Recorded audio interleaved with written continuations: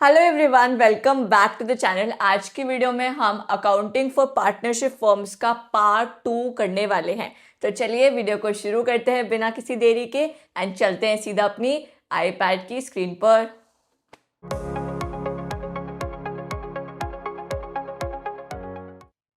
देखो, पिछली वीडियो में हमने क्या सीखा था। पिछली वीडियो में हमने सीखा था पीएनएल अप्रोप्रिएशन अकाउंट बनाना। उसमें हम क्या करते थे, उसमें जो भी पीएनएल अकाउंट में नेट प्रॉफिट होता था उसको हम पीएनएल अप्रोप्रिएशन में लाते थे, देन पार्टनर्स के बीच में डिस्ट्रीब्यूट कर देते थे। और भी उससे बहुत सारे एक्सपेंसेस करते थे रिलेटेड टू द पार्टनर, जैसे सैलरी देना, कमीशन देना, इंटरेस्ट ऑन कैपिटल देना। ये सारे एक्सपेंसेस किसके होते थे? फर्म के होते थे। बट ये सारी इनकम जो salary, commission, interest on capital मिल रही है, ये किसकी होती थी? सारी इनकम पार्टनर्स की होती थी। तो एक अकाउंट ऐसा भी बनाना बहुत ज़्यादा ज़रूरी है जिसमें हमें पता चले कि पार्टनर्स कहाँ कहाँ से कमा रहा है, कहाँ कहाँ खर्च कर रहा है, कितनी कैपिटल ला रहा है, कितनी ड्राइंग्स लेकर जा रहा है।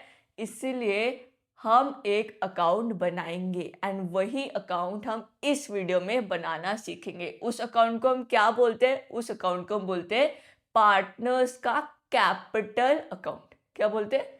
पार्टनर्स का कैपिटल अकाउंट। तो हम वही बनाना सीख रहे हैं, तो हम बनाएंगे। देखो, सबसे पहले हम लिखेंगे कैपिटल अकाउंट, जिसमें एक डेबिट साइड होगी, एक क्रेडिट साइड होगी। पर्टिकुलर्स लिखा होगा, पर्टिकुलर्स लिखा होगा। ये अकाउंट बन किसका रहा है? पार्टनर्स का बन रहा है। तो पार्टनर्स का नाम भी तो लिखना जरूरी है। हमारे एग्जाम्पल में हमारे बंटी बबली थे, तो हम उनका नाम लिखेंगे बंटी एंड बबली।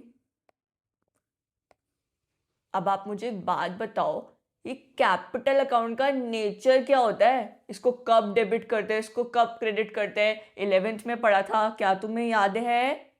नहीं, हमें तो कुछ नहीं याद, हम तो 11th का 11th में ही भूला है ना। तो देखो, 5 मेन टाइप के अकाउंट्स होंगे। 5 मेन टाइप के अकाउंट्स होते हैं। कौन कौन से? Asset, liability, revenue, expense and capital. जब भी एसेट बढ़ता है ना, उसको हम डेबिट करते हैं। जब एसेट कम होता है तो हम उसको क्रेडिट करते हैं। जब लाइबिलिटी बढ़ती है हम उसको क्रेडिट करते हैं। जब लाइबिलिटी कम हो जाती है हम उसे डेबिट कर देते हैं। जब रेवेन्यू बढ़ता है हम उसे क्रेडिट करते हैं। जब रेवेन्यू कम हो जाता है हम उसे डेबिट कर देते हैं। जब एक्सपेंसेस बढ़ते हैं तब हम उसे डेबिट करते हैं। जब एक्सपेंसेस कम हो जाते हैं हम उसे क्रेडिट कर देते हैं। एंड वही कैपिटल जब बढ़ती है हम उसे क्रेडिट करते हैं। जब कैपिटल कम हो जाती है हम उसे डेबिट करते हैं। ये बहुत ज़्यादा ज़रूरी है अभी जानना, क्योंकि इसी के बेसिस पे पूरा अकाउंट बनेगा। ठीक है, ये रूल याद रखना। जब भी कैपिटल बढ़ती है हम उसे क्रेडिट करते हैं, जब घटती है हम उसे डेबिट करते हैं। ये 11th में हमने सीखा था, ये सिर्फ एक रिवीजन था। ठीक है, वो सारी चीजें रिकलेक्ट करने का। अब देखो, कैपिटल अकाउंट बनाते हैं। सबसे पहला चीज लिखेंगे क्या हम इसमें? सबसे पहली चीज क्या लिखेंगे कि कितनी कैपिटल पार्टनर की ऑलरेडी इन्वेस्टेड है बिजनेस में। क्या लिखेंगे? कितनी कैपिटल पार्टनर की ऑलरेडी इन्वेस्टेड है। तो वो क्या होगा कैपिटल अकाउंट का? Opening balance. क्या होगा? Opening balance. तो सबसे पहले हम ओपनिंग बैलेंस लिखेंगे क्रेडिट साइड पे, बाय बैलेंस, बीडी। क्या है ये? ओपनिंग बैलेंस है। ठीक है।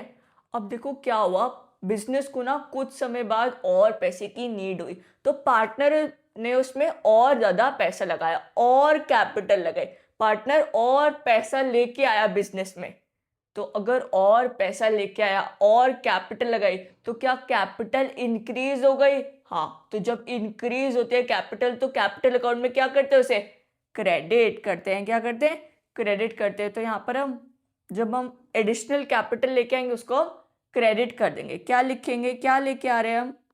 पैसा लेके आ रहे हैं, तो लिखेंगे बैंक एंड कैश। ये क्या है? हमारी एडिशनल कैपिटल है।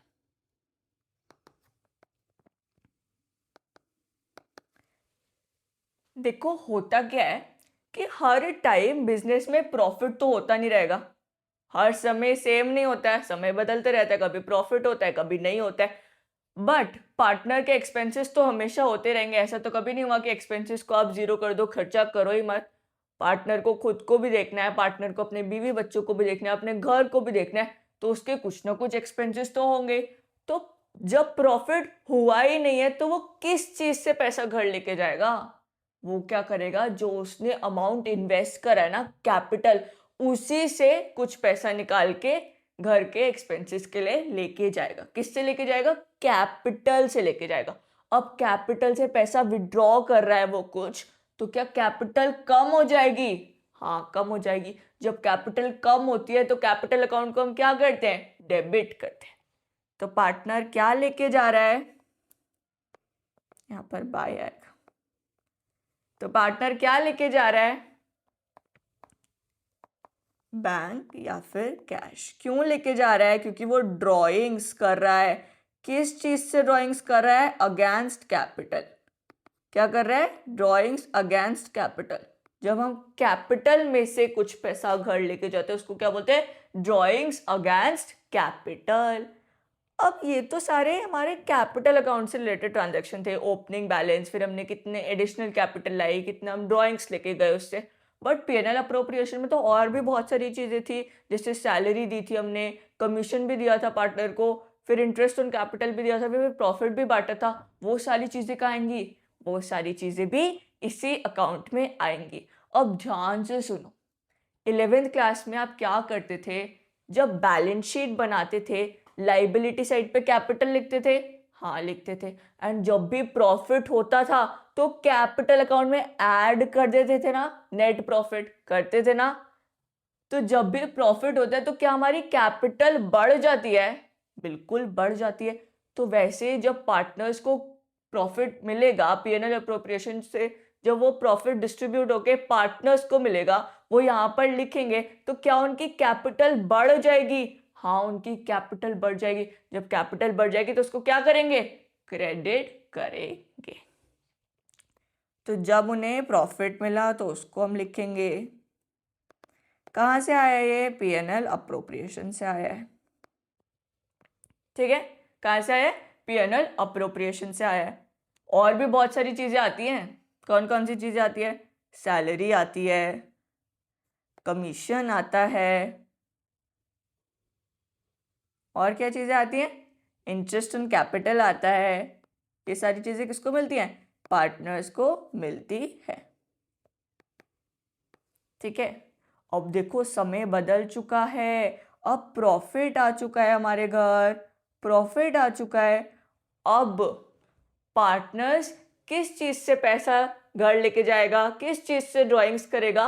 प्रॉफिट से करेगा। किस चीज से करेगा? प्रॉफिट से कुछ हिस्सा घर लेके जाएगा अपने पर्सनल एक्सपेंसेस के लिए। अब प्रॉफिट से घर लेके जाएगा तो प्रॉफिट कम हो जाएगा। हाँ, बिल्कुल कम हो जाएगा। एंड प्रॉफिट अगर कम हुआ तो इनडायरेक्टली हमारी कैपिटल भी तो कम हो रही है ना। हाँ, कैपिटल भी कम हो रही है।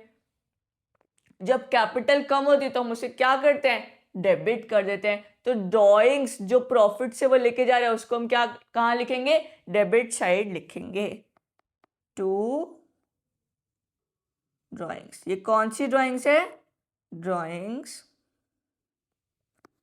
Against profit. ठीक है, इस पे इंटरेस्ट भी तो देना पड़ता है, वो भी तो लिखेंगे।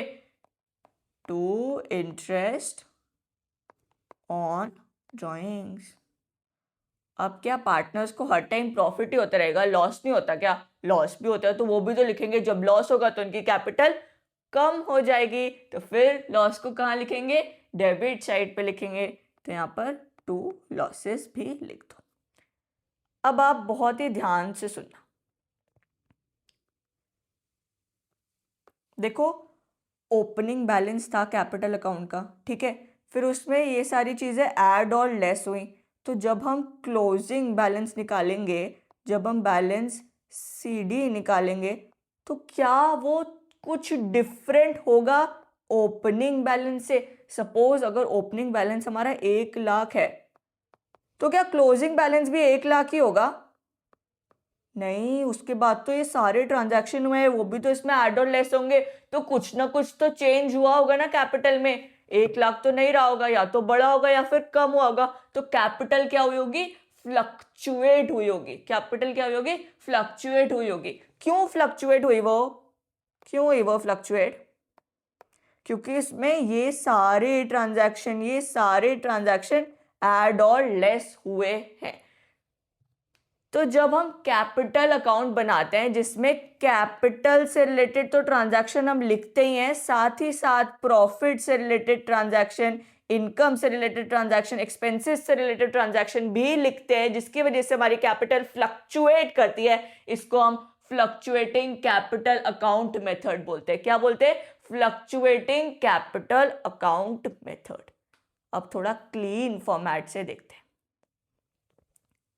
देखो ये क्या है? Fluctuating capital accounts.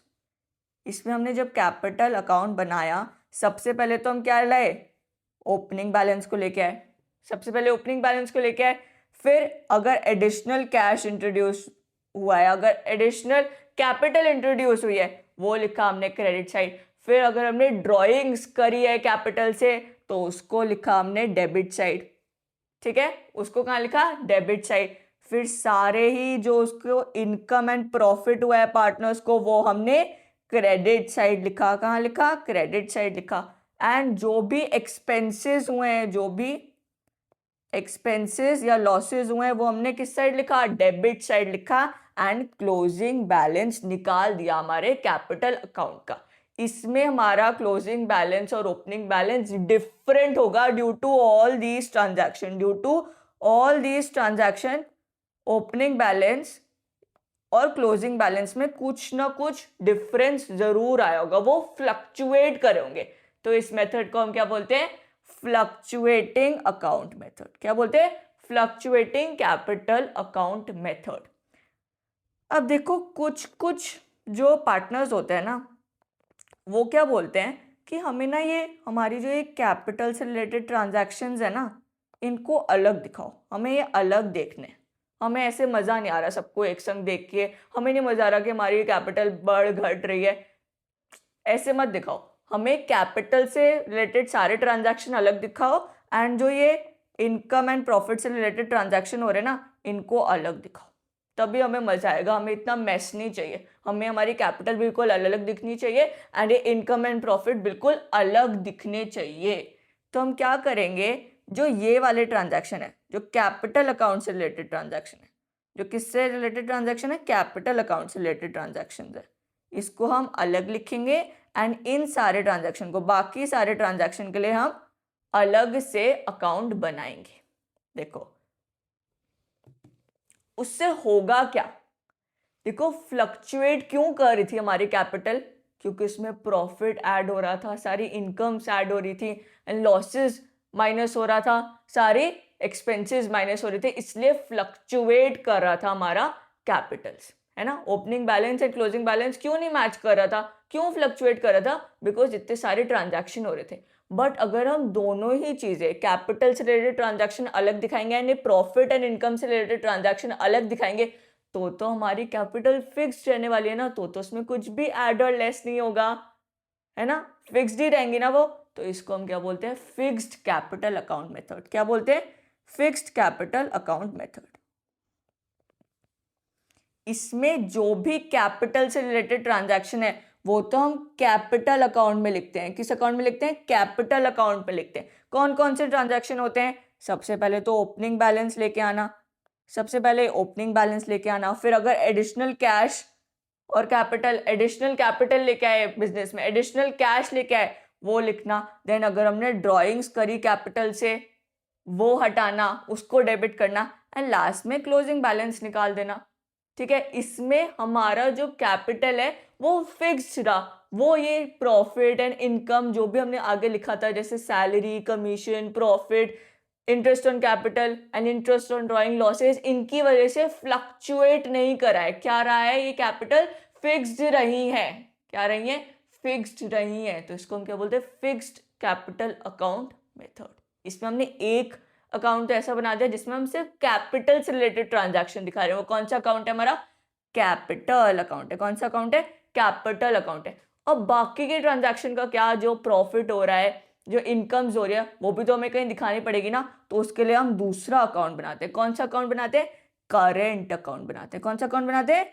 Current account बनाते हैं, जिसमें हम सारे ही इनकम को क्रेडिट पे दिखा रहे हैं, सारे ही एक्सपेंसेस और लॉसेस को डेबिट में दिखा रहे हैं। देखो, इंटरेस्ट ऑन कैपिटल हुआ, ये दिखाया, पार्टनर्स की सैलरी दिखाई, पार्टनर्स का कमीशन दिखाया, P&L अप्रोप्रिएशन का जो प्रॉफिट लेके आए वो दिखाया, फिर ड्राइंग्स जो प्रॉफिट से लिए हमने वो दिखाई, इंटरेस्ट ऑन ड्राइंग्स दिखाया, P&L अकाउंट से हम लॉस भी हमने दिखाया है। हमने अगर आसान भाषा में बोलें तो करा क्या, फ्लक्चुएटिंग कैपिटल अकाउंट में जो कैपिटल अकाउंट बनाया था ना, उसको दो भाग में तोड़ दिया।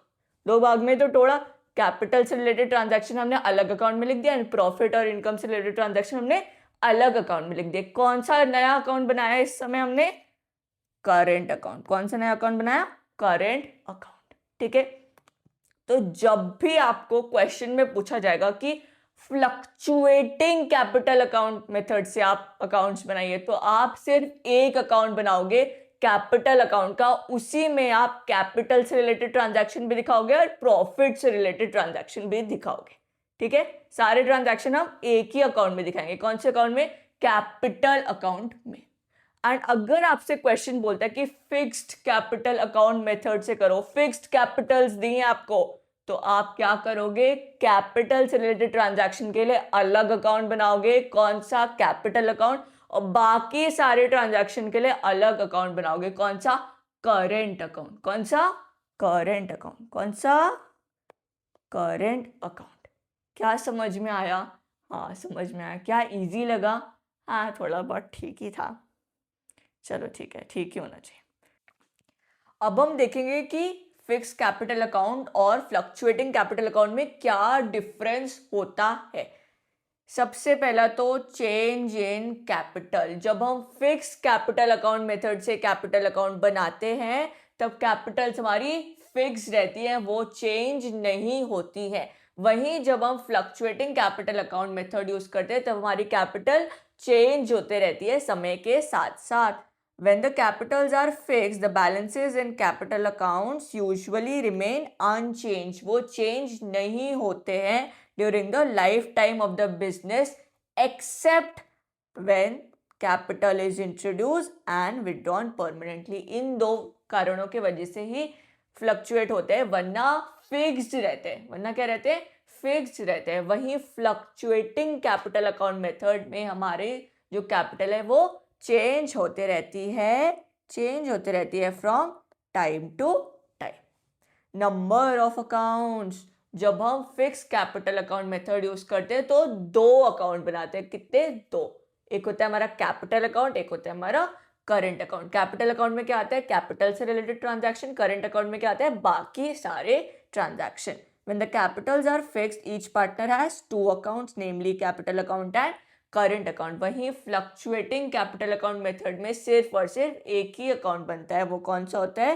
Capital account. Recording of transaction. Fluctuate fixed capital account method में हम जो कैपिटल से रिलेटेड ट्रांजैक्शन है वो तो हम कैपिटल अकाउंट में लिख देते हैं, बट बाकी सारे ट्रांजैक्शन के लिए हम एक सेपरेट अकाउंट खोलते हैं। उसको हम क्या बोलते हैं? Current account. वहीं फ्लक्चुएटिंग कैपिटल मेथड में हम सारे ही ट्रांजैक्शन को एक ही अकाउंट में लिख देते हैं। कौन से अकाउंट में? Capital account. In this case all transaction relating to partners are made directly to the capital account itself. आपको कोई और सा अकाउंट खोलना नहीं पड़ता है। ठीक है, समझ में आया? इजी लगा? क्या बताएं कितना इजी लगा?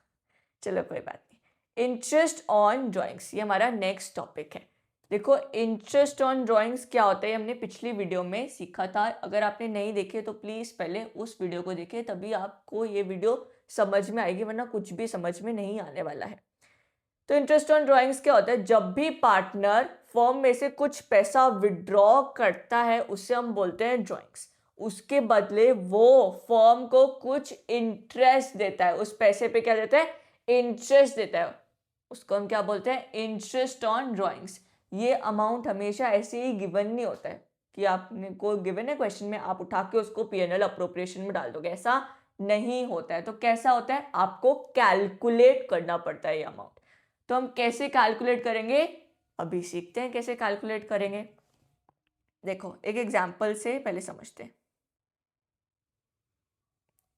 देखो 2 लोग हैं हमारे पार्टनर, बंटी और बबली। ठीक है, बंटी ने अप्रैल के महीने में 10,000 रुपये विड्रॉ कर लिए। अप्रैल के महीने में ही विड्रॉ कर लिए, तो मतलब साल के शुरुआत में ही विड्रॉ कर लिए। वहीं बबली ने दिसंबर के महीने में विड्रॉ करे 10,000 रुपये। कब करे, दिसंबर के महीने में। अब आप मुझे बताना, क्या इन दोनों में सेम अमाउंट ऑफ इंटरेस्ट लगेगा? क्या जो भी इनका इंटरेस्ट निकल के आएगा वो सेम होगा? नहीं होगा ना सेम। क्यों नहीं सेम होगा? क्योंकि बंटी ने तो अप्रैल में ही कर लिए थे विड्रॉ, तो उसको तो पूरे साल का इंटरेस्ट देना पड़ेगा। वहीं बबली ने तो दिसंबर में विड्रॉ करे थे ना, तो उसको तो सिर्फ 4 ही महीने का इंटरेस्ट देना पड़ेगा। हाँ या ना?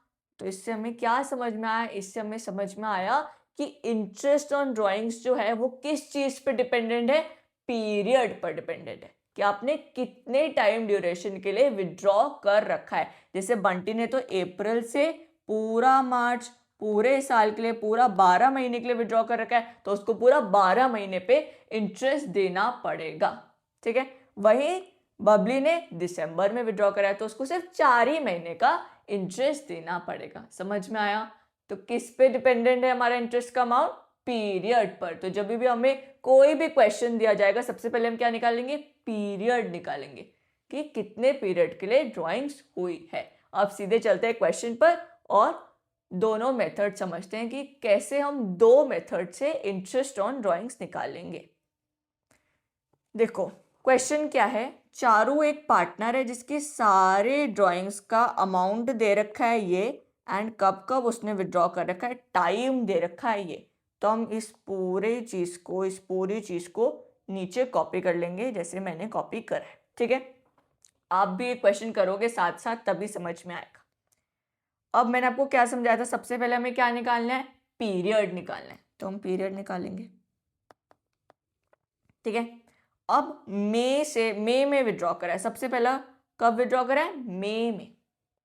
तो कैलकुलेट करते हैं, मई, जून, जुलाई, अगस्त, सितंबर, अक्टूबर, नवंबर, दिसंबर, जनवरी, फरवरी, मार्च, पूरे 11 महीने निकल के आ रहे हैं। कितने महीने निकल के आ रहे हैं? 11 महीने। वही नेक्स्ट ड्राइंग कब हुई है? जुलाई को हुई है। जुलाई एंड में हुई है, तो जुलाई को काउंट नहीं करेंगे क्योंकि जुलाई एंड में हुई है। मैं जब पिछले वाले ट्रांजैक्शन में हमने मई को क्यों काउंट करा था? क्योंकि मई स्टार्टिंग में हुई थी, तो पूरा मई का महीना भी तो काउंट करेंगे। बट अब ये जुलाई एंड में हुई है, 31 जुलाई को हुई है, तो जुलाई का महीना काउंट नहीं करेंगे। कौन सा महीना काउंट करेंगे? नेक्स्ट, अगस्त, सितंबर, अक्टूबर, नवंबर, दिसंबर, जनवरी, फरवरी, मार्च, पूरे 8 महीने। कितने? 8 महीने। फिर सितंबर, ये भी एंड पे हुई है, तो सितंबर को काउंट नहीं करेंगे। नेक्स्ट महीने पे आते हैं, अक्टूबर, नवंबर, दिसंबर, जनवरी, फरवरी, मार्च, 6 महीने। अब नवंबर 30, ये भी एंड में हुआ है, इसमें भी नवंबर को नहीं काउंट करेंगे। नेक्स्ट महीने पे आते हैं, दिसंबर, जनवरी, फरवरी, मार्च, 4 महीने। कितना? 4 महीने। अब जनवरी 1 में हुआ है, शुरुआत में ही हो गया था, जनवरी के 1 जनवरी को ही हो गया था, तो जनवरी को भी काउंट करेंगे। जनवरी, फरवरी, मार्च, 3 महीने की ड्राइंग्स। अब देखो लास्ट ड्राइंग हमने 31 मार्च को करी, मतलब ईयर एंड पे ही करी, तो कुछ महीना ही नहीं आया, 0 महीने आए। कितने आए? 0 मंथ्स आए। अब हम इंटरेस्ट का अमाउंट कैसे कैलकुलेट करेंगे?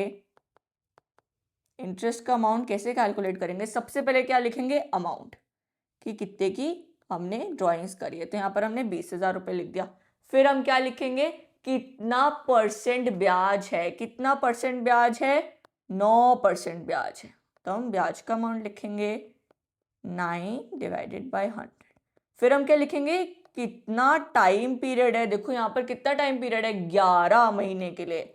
11 महीने divided by whole year. Whole year में कितने महीने होते हैं? 12, तो 11 डिवाइडेड बाय 12। ठीक है, अमाउंट अभी हम निकालते हैं, पहले हम सारे इंटरेस्ट ऐसे लिख देते हैं, फॉर्मूला लिख देते हैं, फिर लास्ट में अमाउंट निकालेंगे।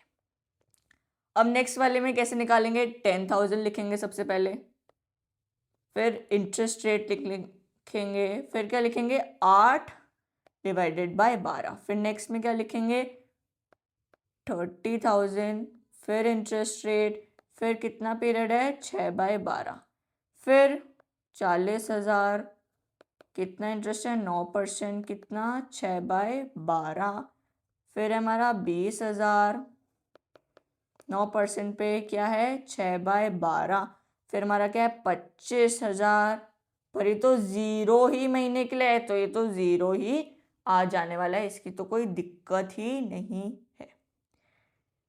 अब सबसे पहला क्या, कितना अमाउंट हमारा निकल के आ रहा है, आप कैलकुलेट करो कितना निकल के आ रहा है, क्या 1650 निकल के आ रहा है, बिल्कुल।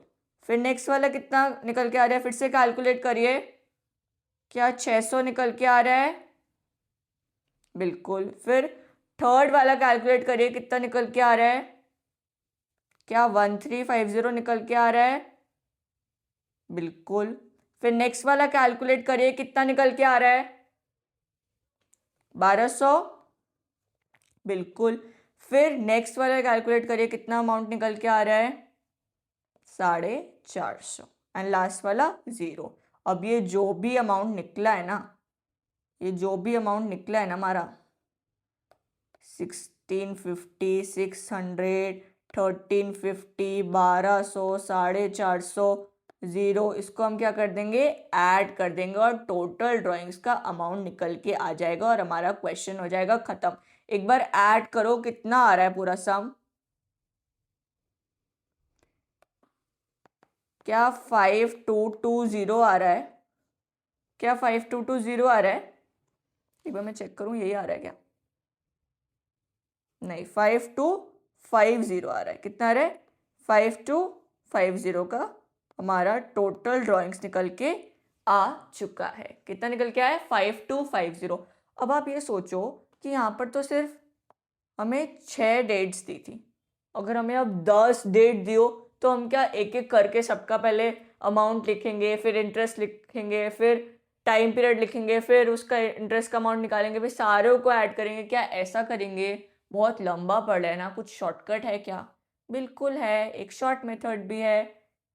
पहले तो हम इसको देखते हैं, इस मेथड को हम क्या बोलते हैं सिंपल मेथड, जिसमें हमने एक एक करके निकाला इसको क्या बोलते हैं सिंपल मेथड बोलते हैं।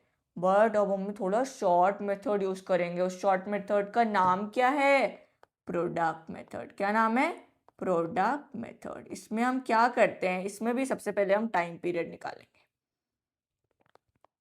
सबसे पहले क्या लिखेंगे पीरियड, कितना पीरियड आया ऊपर से कॉपी कर लेते हैं, 11 महीने आया था पहले तो, फिर 8 6 4 8 6 4 3 0 है ना, यही था, ठीक है, यही महीने निकल के आए थे, ये हमने लिख दिए।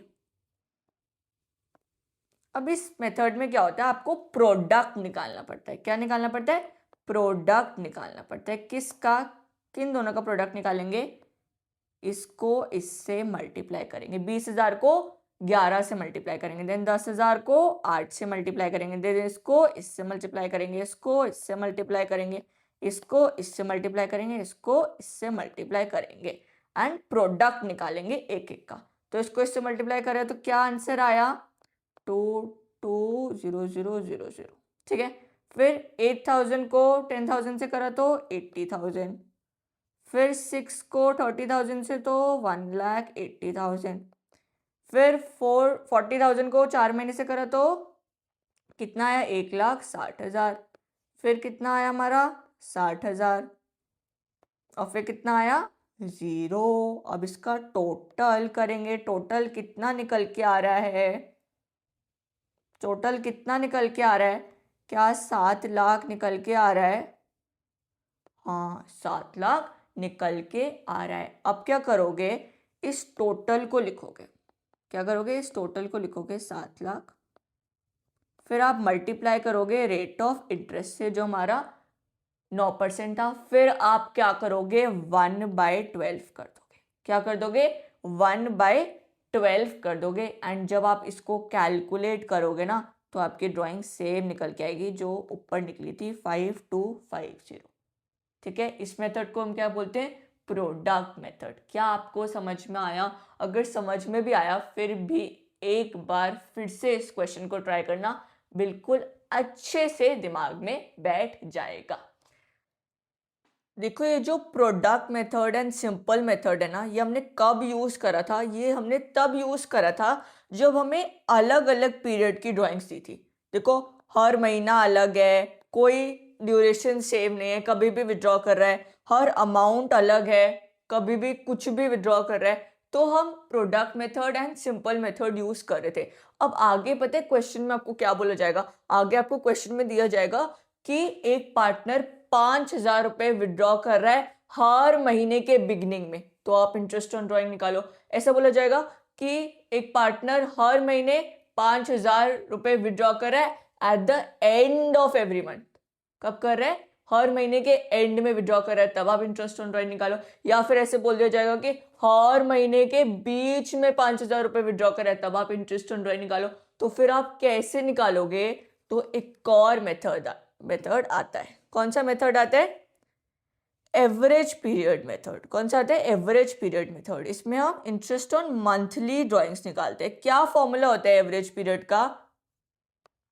The formula is time left after first drawing plus time left after last drawing divided by 2। क्या है फॉर्मूला?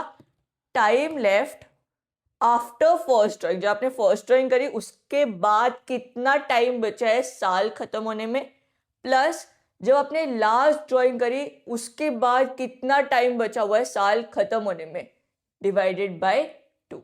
अब एक एक करके समझते हैं, ऐसे सिर्फ फॉर्मूला को देख के नहीं समझ में आने वाला है। देखो सबसे पहले तो एक पार्टनर है हमारा बंटी, इसने क्या करा? हर महीने 5,000 रुपए विड्रॉ करा in the beginning of every month. कब करा? At the beginning of every month withdraw करा है। कितना अमाउंट विड्रॉ करा है? 5,000। देखो इक्वल अमाउंट विड्रॉ करा है इक्वल ड्यूरेशन पे, तो हम इसमें एवरेज पीरियड निकालेंगे। अब एवरेज पीरियड कैसे निकालेंगे वो देखते हैं। देखो क्या बोला है? बिगिनिंग ऑफ एवरी मंथ बोला है। ठीक है, तो मतलब हर महीने की 1 तारीख को इसने विड्रॉ करा होगा। ठीक है, तो हम 1 तारीख लिख देते हैं। 1 अप्रैल को करा होगा, 1 मई, 1 जून, 1 जुलाई। क्यों हर महीना लिख रहे हैं? क्योंकि बिगिनिंग ऑफ एवरी मंथ है।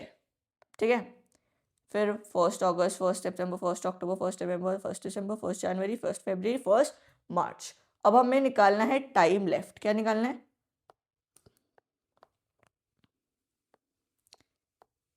Time left. अब देखो फर्स्ट कब विड्रॉ करा? 1 अप्रैल को विड्रॉ करा है। 1 अप्रैल को विड्रॉ करा है, तो साल खत्म होने में कितना टाइम बचा हुआ है? 1 अप्रैल को विड्रॉ करा है तो अप्रैल का मंथ भी हम ऐड करेंगे, तो अप्रैल, मई, जून, जुलाई, अगस्त, सितंबर, अक्टूबर, नवंबर, दिसंबर, जनवरी, फरवरी, मार्च, पूरे 12 महीने बचे हुए साल को खत्म होने में, तो यहाँ पर 12 मंथ्स लिख दो। वैसे ही 1 मई को करा है, अब तो कितना टाइम बचा है साल खत्म होने में? मई को करा है, तो 1 मई को करा है तो मई को भी ऐड करेंगे। मई, जून, जुलाई, अगस्त, सितंबर, अक्टूबर, नवंबर, दिसंबर, जनवरी, फरवरी, मार्च, अब 11 महीने हो गए। वैसे ही एक एक महीना कम होते जाएगा। अब 10 महीना होगा, 9 महीना होगा, 8 महीना होगा, 7 महीना होगा, 6 महीना होगा, 5 महीना होगा, 4 महीना होगा, 3 महीना होगा, 2 महीना होगा। एंड जब 1 मार्च को करा है, जब 1 मार्च को करा है, तो साल खत्म होने में कितना महीना लगेगा? पूरा 1 महीना लगेगा, तो यहाँ पर 1 मंथ लिख देंगे। अब आप देखो फर्स्ट ड्राइंग कब हुई है? 1 अप्रैल को। लास्ट ड्राइंग कब हुई है? 1 मार्च को। हमारा फॉर्मूला क्या था? Time left after first drawing, time left after first drawing plus time left after last drawing divided by 2। तो हम क्या करेंगे यहाँ पर 12 मंथ, क्योंकि फर्स्ट ड्राइंग के बाद 12 महीने बच रहे, एंड देन सेकेंड ड्राइंग के बाद, सॉरी लास्ट ड्राइंग के बाद कितने महीने बचे? 1 महीना बचा है, डिवाइडेड बाय 2। क्या यही फॉर्मूला था हमारा? हाँ यही फॉर्मूला था। तो हम क्या लिख देंगे? 13 months divided by 2, that is 6.5 months.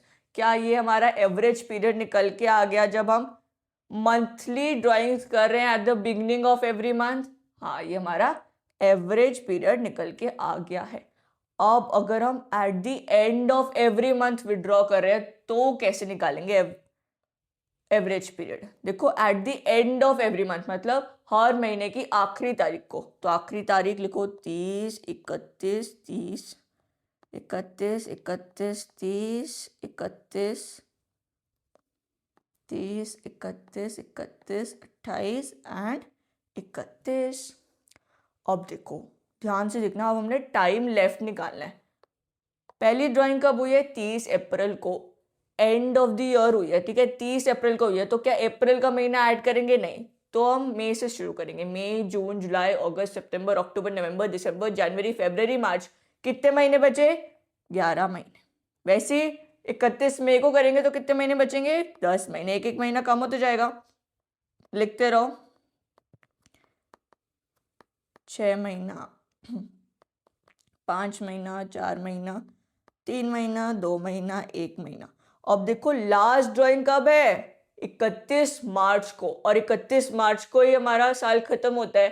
तो कितने महीना बचा साल खत्म होने में? 0 महीना। अब हमारा फिर से फॉर्मूला याद करो। फॉर्मूला क्या था? Time left after first drawing. First drawing कब हुई थी? 30 अप्रैल को। कितना महीना बचा हुआ है? 11 महीना, तो लिख दो 11 महीना। देन दूसरा पॉइंट क्या था?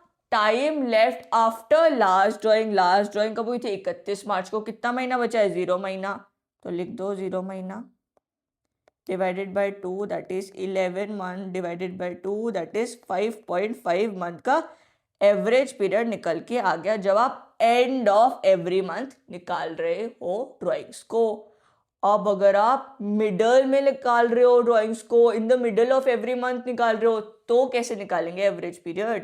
देखो, मिडल ऑफ एवरी मंथ निकाल रहे हो मतलब हर महीने की 15 तारीख को निकाल रहे होगे। हाँ, तो 15 तारीख लिख दो। 15, 15, 15, 15, 15, 15, 15, 15, 15, 15 एंड 15। अब देखो, टाइम लेफ्ट निकालते हैं, ठीक है। टाइम लेफ्ट 15 अप्रैल को आपने विड्रॉ करा है, तो आधा महीना तो चल गया, बट आधा महीना तो बचा है ना अप्रैल का, उसको भी काउंट करेंगे। तो 0.5 लिख दिया आपने अप्रैल का। फिर आप मई से काउंट करो। मई, जून, जुलाई, अगस्त, सितंबर, अक्टूबर, नवंबर, दिसंबर, जनवरी, फरवरी, मार्च। तो 11 महीने तो फुल हो गए, बट अप्रैल का आधा महीना भी है। तो कितने महीने हो गए लेफ्ट? 11.5 महीने बचे हैं साल को खत्म होने के लिए। वैसे एक एक महीना कम करते जाएंगे, तो 10.5, 9.5, 8.5, 7.5, 6.5, 5.5, 4.5, 3.5, 2.5, 1.5 एंड देखो 15 मार्च। अब 15 मार्च को हमने लास्ट ड्राइंग करी। कितना महीना बचा है साल खत्म होने में? पूरा आधा महीना बचा है। कितना महीना बचा है? आधा महीना। तो यहाँ पर हम 0.5 लिख देंगे, ठीक है। फिर से फॉर्मूला पे आते हैं। फॉर्मूला क्या था? Time left after first drawing. कितना महीना बचा हुआ है? 11.5 महीना, plus time left after last drawing. कितना महीना बचा हुआ है? आधा महीना, 0.5। इसको हमने ऐड करा, डिवाइडेड बाय 2 करा, तो कितना आया? 12/2। तो एवरेज पीरियड कितना निकल के आया? 6 मंथ का एवरेज पीरियड निकल के आया अगर आप in the middle of every month withdraw कर रहे हो तो। क्या समझ में आया? हाँ, थोड़ा बहुत समझ में आया। अगर नहीं समझ में आया तो एक बार फिर से देख लो, समझ में आ जाएगा। कंफ्यूजिंग चीज़ है, कॉम्प्लिकेटेड नहीं है, डिफिकल्ट नहीं है, थोड़ा सा कंफ्यूजिंग है कि कहाँ मिडल, कितना महीना ऐड करेंगे, ये थोड़ा कंफ्यूज करता है, ठीक है। अब हम नीटली लिख लेते हैं।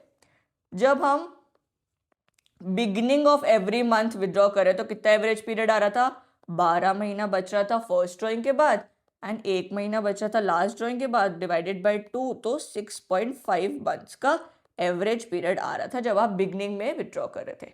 अब जब आप एंड में विड्रॉ करो तब कितना टाइम बच रहा था? तो पहली ड्राइंग के बाद 11 महीने बच रहा था, लास्ट ड्राइंग के बाद 0 महीना बचा था, डिवाइडेड बाय 2, तो 5.5 मंथ्स का एवरेज पीरियड आ रहा था जब आप एंड में विड्रॉ करे थे। अब जब आप बीच में middle of the year sorry middle of the month में विड्रॉ करे तब कितना टाइम बच रहा है, मिडिल ऑफ द मंथ में विड्रॉ करे तब कितना टाइम बच रहा था, 10.5 11.5 महीना प्लस 0.5 महीना divided by 2 that is 12/2 that is 6 month का हमारा एवरेज पीरियड निकल के आ रहा था। क्या यही पीरियड निकल के आ रहा था? हाँ यही पीरियड थे। क्या हमने अब नीटली लिख लिया? हाँ। क्या आपको ये सारे पीरियड याद करना ज़रूरी है? हाँ, क्योंकि आप जब क्वेश्चन आएगा तो आप ऐसे महीना लिख के नहीं ऐड करते रहोगे, कैलकुलेट करते रहोगे, आपको याद होने चाहिए कि जब बिगनिंग ऑफ मंथ पूछा हुआ है, बिगनिंग ऑफ एवरी मंथ पूछा हुआ है तो 6.5 आता है, एंड ऑफ एवरी मंथ पूछा है तो 5.5 आता है, जब मिडिल ऑफ एवरी मंथ पूछा है तो 6 महीने का एवरेज पीरियड निकल के आता है। मैंने आपको सिखा भी दिया आप कैसे निकालोगे, बट आपको ये याद होने चाहिए। अब इससे रिलेटेड एक क्वेश्चन करते हैं तो आपको अच्छे से समझ में आ जाएगा, प्रैक्टिकल अप्रोच भी। देखो ABC पार्टनर्स हैं, उनकी विड्रॉइंग्स दे रखी है, ठीक है। अब ए ने कितनी करी है, 10,000 in the beginning of every month करिए, बी ने 10,000 की विड्रॉ करी है at the end of every month, वैसे ही सी ने 10,000 की विड्रॉ करी है in the middle of every month and 6% per annum का ब्याज है, आपको ब्याज कैलकुलेट करना है। तो चलो करते हैं, सॉल्यूशन करते हैं अच्छे से आपको समझाने के लिए। फर्स्ट ए का इंटरेस्ट निकालते हैं। किसका इंटरेस्ट? ए का इंटरेस्ट और ड्रॉइंग्स निकालते हैं, ठीक है। तो उसने कितना विड्रॉ करा है, 10,000। तो 10,000 लिखेंगे सबसे पहले, इनटू क्या करेंगे, उसने हर महीने विड्रॉ करा है, एवरी मंथ लिखा हुआ है तो मतलब एवरी मंथ लिखा है तो साल में कितने महीने आ रहे हैं, 12, तो मल्टीप्लाई बाय क्या करेंगे, 12। एंड कितना परसेंट रेट है, 6% का रेट है।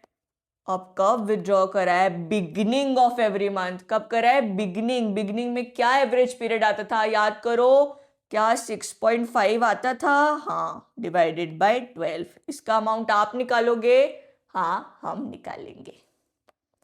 सेकेंड बी, अब इसने भी 10,000 रुपये विड्रॉ करे, हर महीने करे इंटू 12, 6% का ब्याज है। अब इसने कब करे, एंड ऑफ एवरी मंथ कर रहे थे तो क्या एवरेज पीरियड आ रहा था, याद करो, क्या 5.5 आ रहा था, हाँ 5.5 आ रहा था डिवाइडेड बाय 12। इसकी भी आप अमाउंट निकालोगे।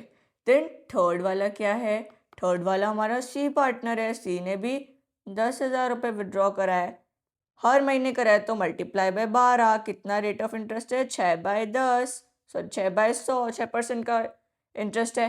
अब सी ने कब विड्रॉ करा है, मिडल ऑफ एवरी मंथ में क्या एवरेज पीरियड आ रहा था, याद करो, क्या 6 आ रहा था, 6 महीने का एवरेज पीरियड आ रहा था, हाँ, डिवाइडेड बाय 12। क्या इसका आंसर आप निकालोगे, मुझे पता है आप कुछ नहीं निकालने वाले तो मैं निकाल देती हूँ।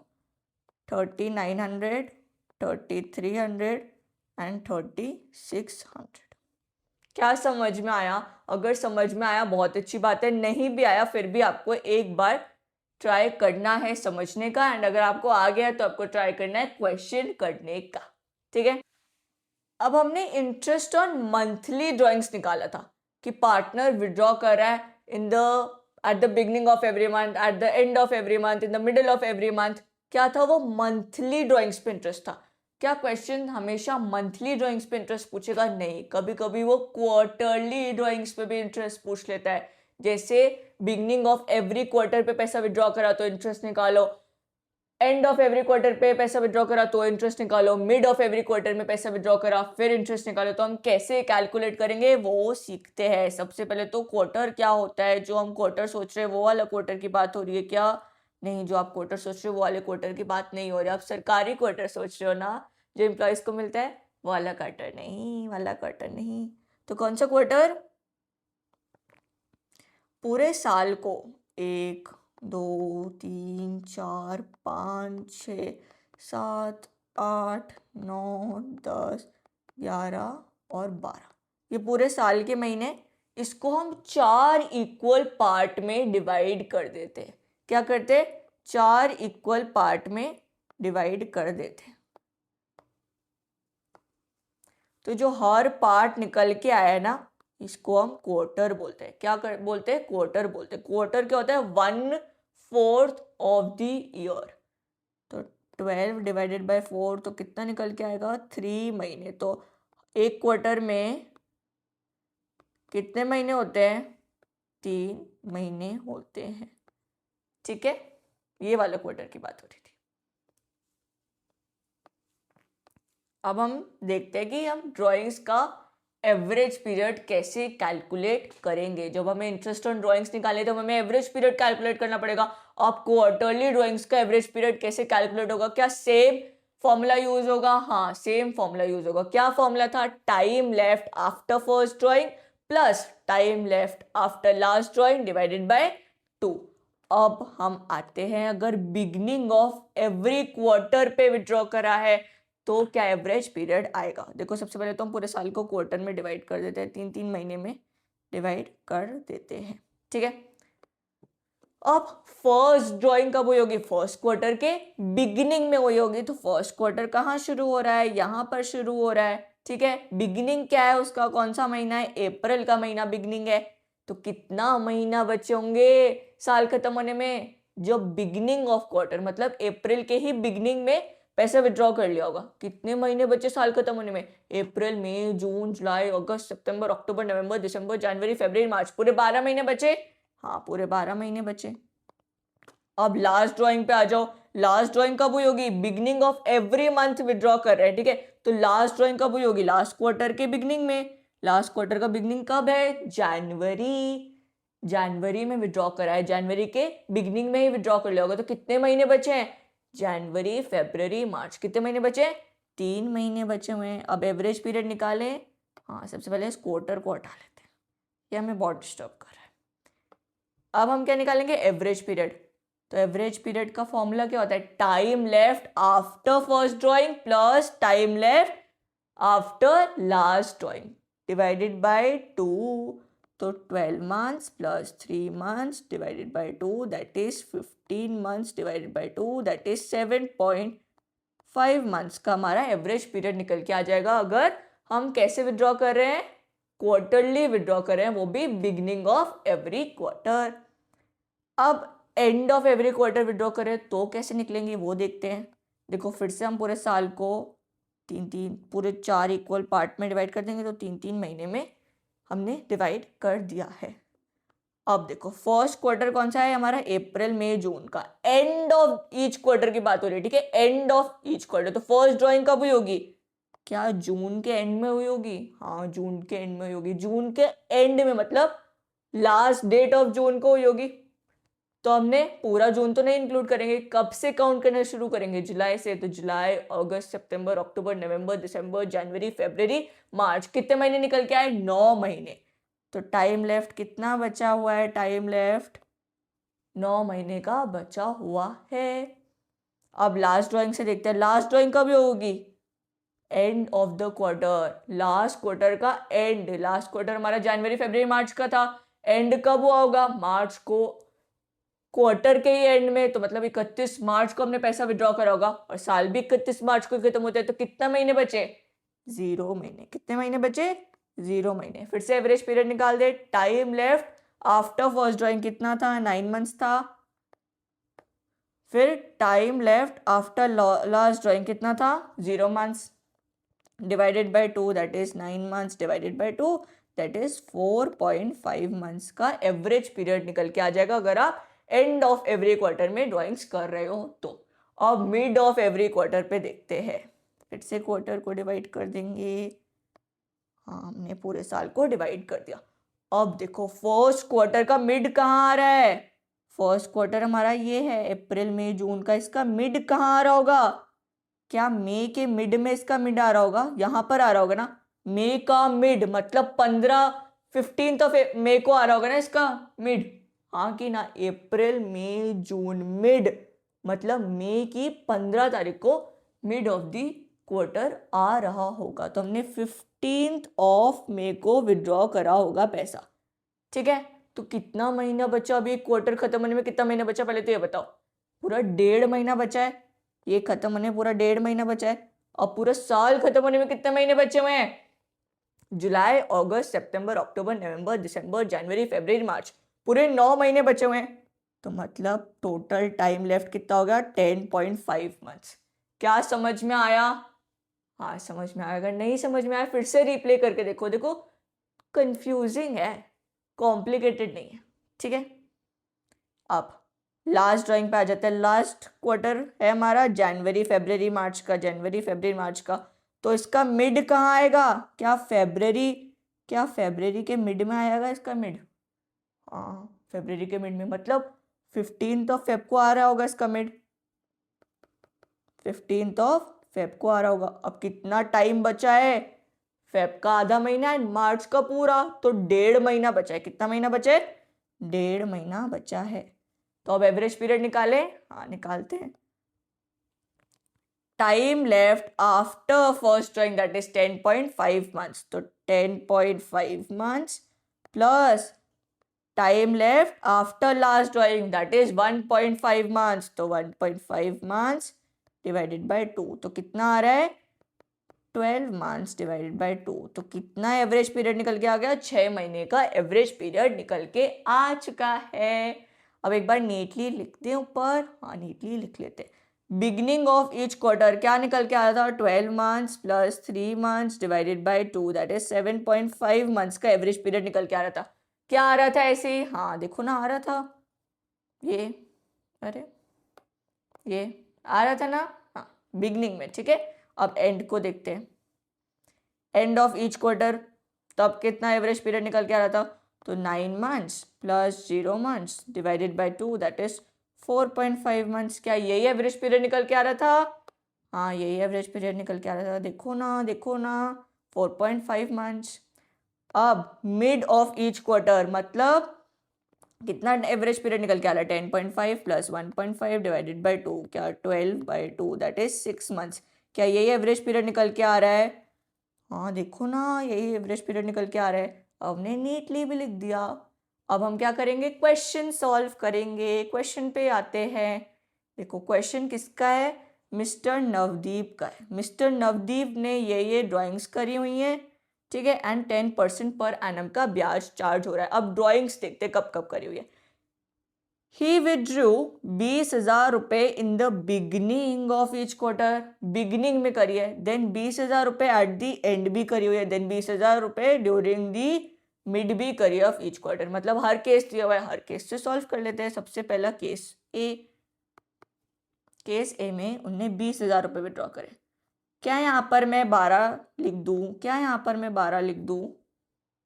बच्चे यहीं पे गलती करते हैं पता है, और यहीं पे सारा क्वेश्चन स्वाहा हो जाता है। आपका एवरेज पीरियड तो सही निकल के आ जाता है, बट आप यहाँ पर 12 लिख देते हो। क्या यहाँ पर 12 आएगा? नहीं। पिछले टाइम जब हम मंथली ड्राइंग्स निकाले थे तब 12 क्यों लिख रहे थे? क्योंकि पूरे साल में 12 महीने होते हैं एंड वो हर महीने विड्रॉ कर रहा था, तो इसलिए मल्टीप्लाई बाय 12 कर रहे थे। बट अब यहाँ पर हम 12 क्यों नहीं लिखेंगे? क्योंकि हर क्वार्टर को विड्रॉ कर रहा है, हर क्वार्टर में विड्रॉ कर रहा है। तो पूरे साल में क्वार्टर कितने होते हैं? सिर्फ 4। तो पूरे साल में ड्राइंग्स एक्चुअली कितनी बार हुई है? सिर्फ 4 बार हुई है। तो मल्टीप्लाई बार क्या करेंगे? यहाँ पर 4 करेंगे। क्या करेंगे? 4। कितना परसेंट है रेट ऑफ इंटरेस्ट? 10% पर एनम। एंड देन हमारा एवरेज पीरियड का क्या आता है? अगर बिगनिंग ऑफ ईच क्वार्टर है तो 7.5 मंथ्स डिवाइडेड बाय 12। आप निकालोगे इसका अमाउंट। मैंने पिछले वाले का भी अमाउंट निकाल के दिया था, ठीक है। देन बी केस में आते हैं। 20,000 की ड्राइंग्स करिए। फिर से हम मल्टीप्लाई बाय 4 करेंगे। 10/100 करेंगे। 10% का रेट ऑफ इंटरेस्ट है। फिर एंड ऑफ ईच क्वार्टर कितना एवरेज पीरियड निकल के आएगा? अगर एंड ऑफ ईच क्वार्टर है तो 4.5 डिवाइडेड बाय 12। इसका भी आप कैलकुलेशन खुद करोगे, ठीक है। देन सी केस 20,000 रुपये विड्रॉ करें 4 महीने, 4 क्वार्टर सॉरी, इंटू 10/100, ठीक है। अब कितना एवरेज पीरियड निकल के आएगा जब आप मिड ऑफ ईच क्वार्टर कर रहे हो? कितना एवरेज पीरियड था? 6 महीने का। कितने का था? 6 महीने का डिवाइड बाय 12। आप इसका आंसर निकालोगे एंड इंटरेस्ट ऑन ड्राइंग्स का हमारा टॉपिक हो जाता है कंप्लीट। आप सबसे पहले तो इसके आंसर्स निकालोगे, फिर एक बार जहाँ पर भी आपको थोड़ा सा भी डाउट लग रहा है, कॉम्प्लिकेशन लग रहा है या थोड़ा सा कंफ्यूजन लग रहा है, उसको रिप्ले करके देखोगे। फिर क्या करोगे, जब आपको पूरा क्लियर हो जाएगा, आप अपनी बुक से जितने हो सके उतने क्वेश्चन सॉल्व करोगे। किसके? इंटरेस्ट ऑन ड्राइंग्स के, क्योंकि आपको हर मेथड से निकालना आ चुका है। चाहे सिंपल मेथड हो, प्रोडक्ट मेथड हो, एवरेज मेथड का भी, चाहे मंथली हो चाहे क्वार्टरली, आपको निकालना आ चुका है। तो अब आपको सिर्फ एक काम करना है, वो करना है प्रैक्टिस, प्रैक्टिस एंड प्रैक्टिस, क्योंकि प्रैक्टिस से ही आपको सारे एवरेज पीरियड ध्यान रहेंगे। और एग्जाम में ऐसे महीने, ऐसे क्वार्टर लिख के, फिर ऐसे 3-3 पार्ट में डिवाइड करके ऐसे नहीं निकालेंगे हम एवरेज पीरियड। हमें याद होने चाहिए। कैसे याद होंगे? सिर्फ और सिर्फ प्रैक्टिस करके याद होने वाले हैं। ठीक है, आज के लिए इतना ही। वीडियो थोड़ी लंबी हो गई है, उसके लिए सॉरी, बट मुझे एक ही संग समझाना था पूरा इंटरेस्ट ऑन ड्राइंग्स। अगर मैं अलग अलग मेथड हर अलग अलग वीडियो में समझाती ना, आपको थोड़ा कंफ्यूजिंग लगता। अभी बड़ी हो चुकी है वीडियो, बट वो आप ही के लिए बेनिफिशियल है। I am really very sorry उसके लिए अगर बड़ी हो गई है वीडियो तो। वैसे thank you so much for watching. If you like the video, please hit the like button and please add your valuable comment. Bye bye. See you in the next video.